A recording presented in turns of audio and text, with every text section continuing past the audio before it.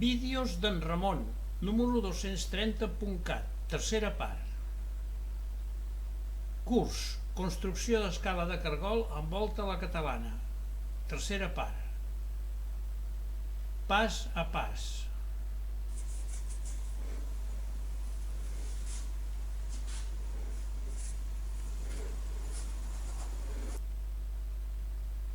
Introducció, procés constructiu, tercera part. En la segona part vam finalitzar l'envà auxiliar en la forma cilíndrica i es va fer el càlcul de l'amplada de la volta, fent el seu replantejament a terra amb rajoles col·locades en sec fins a aconseguir els 0,82 centímetres. Es van repartir els esglaons en planta i es va comprovar la distància vertical des de l'arrencada fins al desembarcament. Amb les dades obtingudes s'han pogut realitzar tots els càlculs necessaris pel replanteig i repartiment dels esglaons amb l'alçada. En aquesta tercera part explico i fem una demostració de com és la línia de petjada. Amb l'ajuda de la maqueta i utilitzant dispositives he pogut realitzar pas a pas i per ordre una sèrie de detalls molt importants a tenir en compte segons el meu criteri que ajuden en el procés constructiu de la volta. Després de tota la feina anterior hem començat la volta amb rajoles de fabricació manual col·locades de pla amb ciment d'enduriment ràpid i a cara vista, tallades a cartabó per facilitar el gir helicoïdal de la volta. Línia de petjada. És aquella línia imaginària d'una escala que qual és el trànsit la major part de les vegades, ja que és la més còmoda. En els trams rectes no hi ha problemes perquè l'esgló és rectangular i tota la longitud de l'esgló és còmoda. Per calcular la línia trepitjada utilitzem la fórmula 2C més h igual a 63.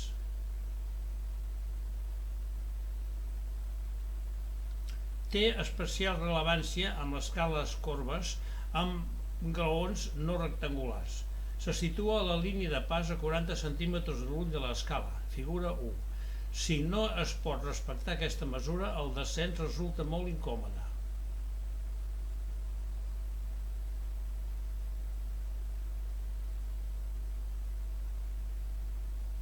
Detalls per a la construcció de la volta.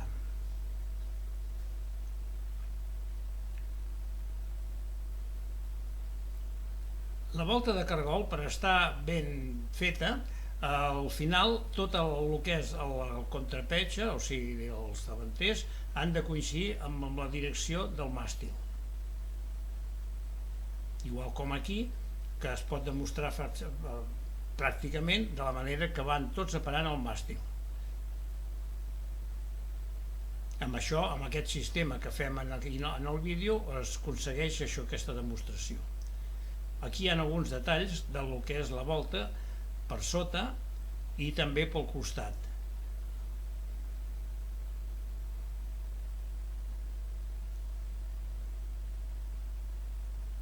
Això de posar el gruix al costat és un detall que no és per armar-les, simplement té les tres capes totes posades amb morter de Portland.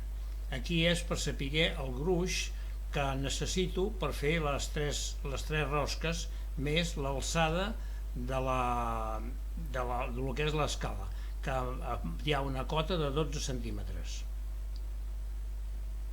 Aquí hi ha una sèrie de detalls, com es pot veure, que són els forats que faig per posar-hi unes varilles que serveixen com a guia per donar-li la forma de la volta.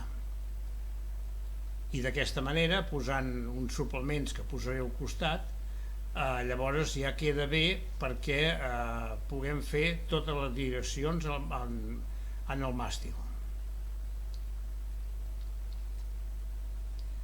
És qüestió de marcar-ho bé perquè normalment amb l'escala agafem i baixem també els mateixos centímetres en el màstil, però en aquest cas no pot ser, perquè llavors no es quedarien ben alineades, quedarien més en fora. Ara en les pròximes imatges es veu en Robert, que també ja està marcant les alçades, que hem de posar les varilles. Les varilles que van molt bé perquè ens ajuden a donar-li la forma correcta.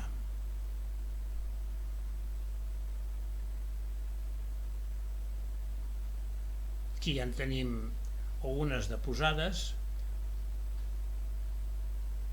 Aquesta simplement és una guia, és el que és l'entrega del graó, del que és la trepitjada, amb el que és la contratrepitja. I ara, posant aquestes varilles, podré agafar i saber el lloc que haig de posar la varilla de sota de la volta. Aquesta representa que és la de sobre més els 4 centímetres o 5 que s'acostumen a deixar de separació amb la volta per posar els esglaons, també comptant amb la pendent que se li ha de donar a la part del màstil. Aquí he posat ja una fusta que és la que em dona la mesura que haig de posar, o sigui, el que necessito jo per fer la volta, i la poso contra les varilles que estan en l'angle del graó, com se pot veure. Ara en posarem una a sota, aquí ara està vista per l'altra part de frente, i està a lo que és l'ull de l'escala. I ara, amb els forats que tinc fets a la paret, com es veuen aquí, he posat el nivell a sobre i em dona aquesta separació de la paret, o sigui que no va lligada en el màstil. No està completament a nivell, té una miqueta de pendent cap a fora, cap al que és l'ull. Aquí té un pendent d'un 2 o un 3%, o sigui que cada metre són 2 o 3 centímetres. I he posat la pila i ara així se m'entén, i ara miraré la separació que ha de tindre entre la varilla que hi ha al nivell i el que és el màstil. Els nostres avantpassats, dels que jo vaig aprendre, quan feien una escala de cargol, li donaven a la primera fulla un lleuger pendent en direcció a l'ull de l'escala. Això vinga al contrari d'una escala recta allotjada a la paret.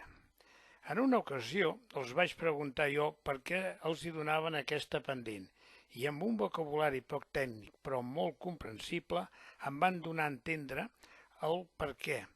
Em van posar com a exemple un arc i aquest rep la tensió per la part superior resisteix i si el rep per la part baixa s'obre.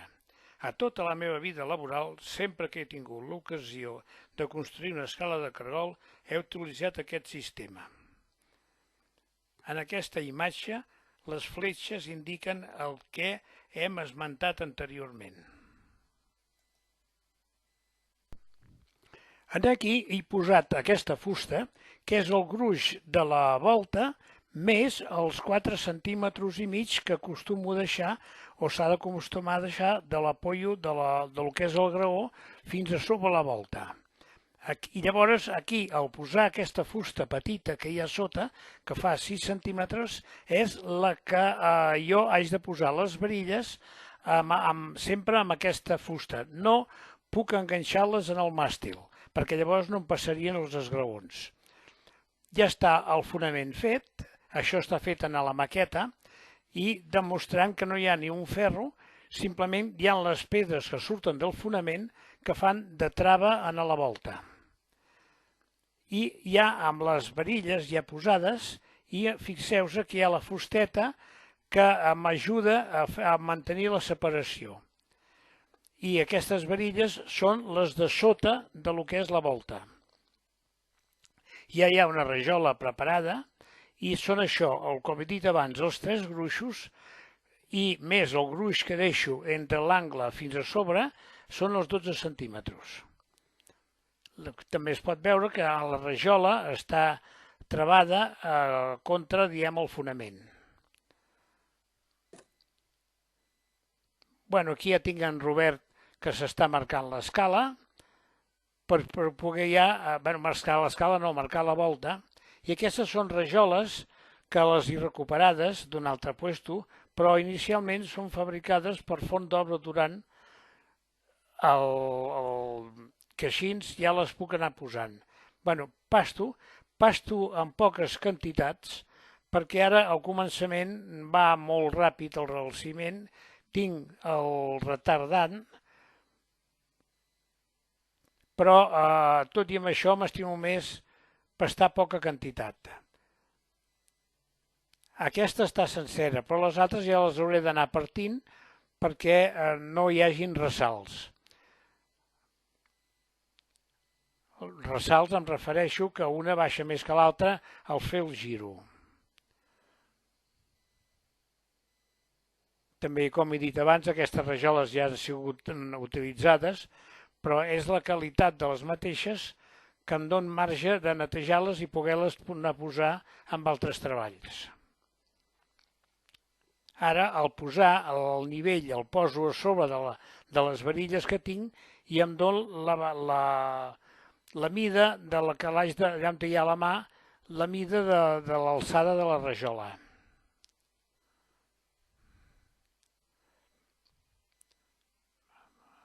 La primera és la que s'ha de tindre molta cura. Ja tinc una ratlla feta també perquè no se me'n vagi del lloc i sempre tindre alguna a mà per si s'ha de travar o com hi ha aquesta. Ara aquesta, com us he dit, ja l'he posada, o sigui, ja l'estem posant en diagonal, tallada en diagonal, per poder fer el giro i que no hi hagin ressalts.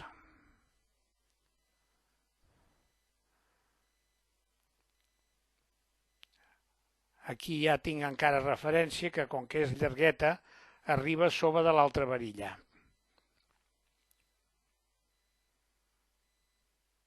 Li estic comentant a en Robert que s'ha ben rejuntadeta i si pot ser no embrutar-les massa de sobre perquè a l'hora de doblar-lo millor que el morter tingui adherència sobre la rajola recienta.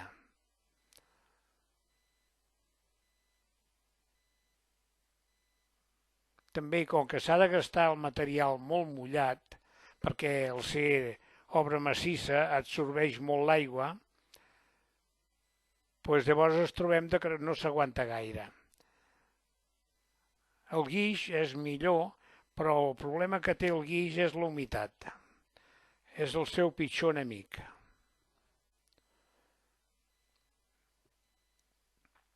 Aquí anar controlant ben bé, perquè ja dic, sempre s'ha de tindre molta cura i més al començament, que després ja surten els problemes en què no en tinguis ganes. Així ara un cop està rejuntat, se passa la paleta de canto i recull tot el ciment.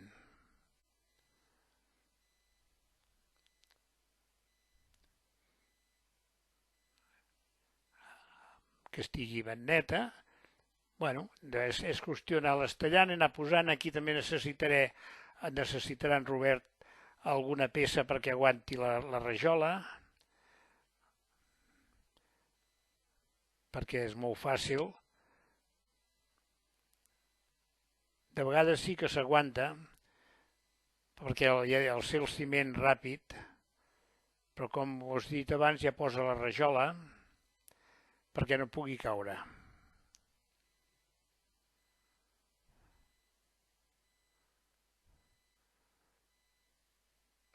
I un cop es va pujant amunt, ja una trava l'altra.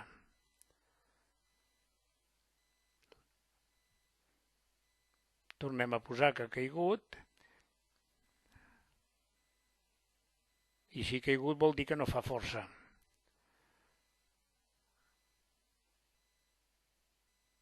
Bueno, ben recollidet, ben rejuntadet.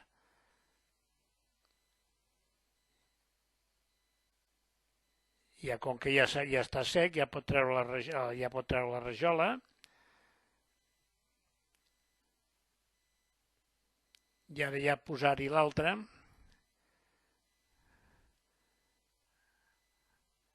És complicat, però com que va vist per sota, s'ha de tindre molta cura perquè no surtin ressalts. Aquí és el començament que pràcticament no es veu.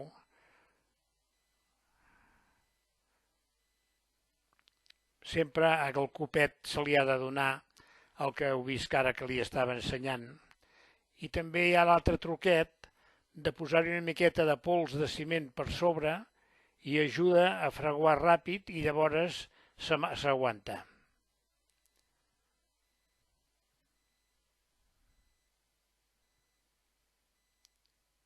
Ara ja passat la primera, però sempre amb molta precaució. Més endavant també he fet una fusta que també la poso sobre les varilles i se m'aguanta.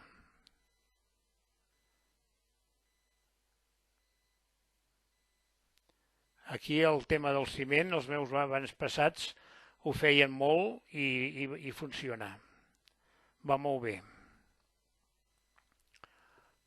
Ara amb aquestes properes arimàxies estic marcant la centanella de lo que és per abaixar els centímetres de lo que és per posar-hi els claus, o sigui, fer els forats per posar les varilles. També tinc l'avantatge que aquest nivell és flexible i s'acopla a la curvatura de lo que és la paret lateral.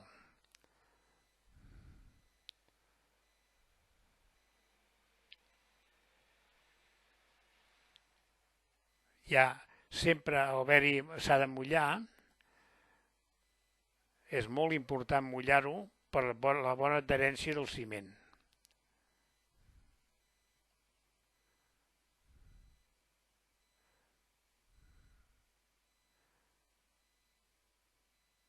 Aquí ja preparades, a punt de posar-les, les presento primer una miqueta.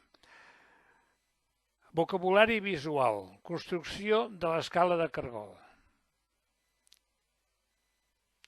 Rajola d'elaboració manual 28 per 13 i mig i per 1 i mig.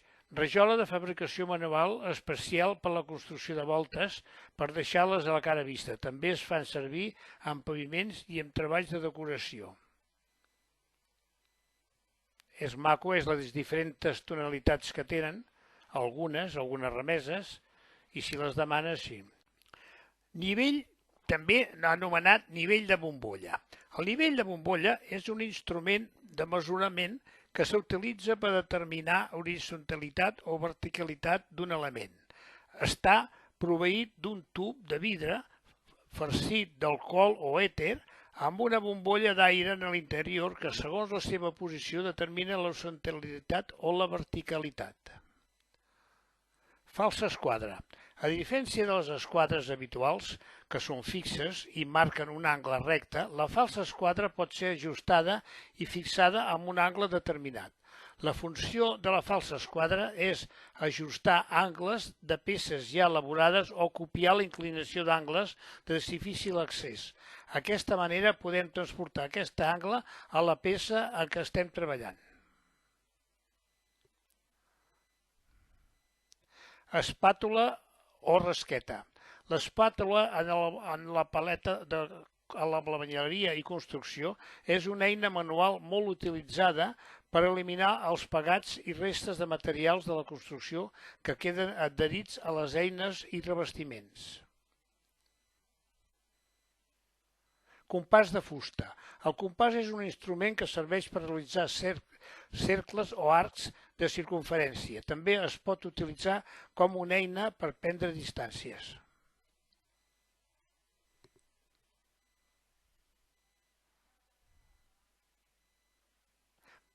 Pot o recipient similar. Pot, recipient petit, comúment cilíndric i de metall. Es pot considerar amb l'albañileria com una eina de molta utilitat. Fi de la tercera part. Vídeo creat i propietat de Ramon Guarda i Parera. Any 2021, tercera part. Vídeo número 230.cat de la meva col·lecció Vídeos de la construcció. 08328 Alella, Barcelona, Catalunya, Espanya.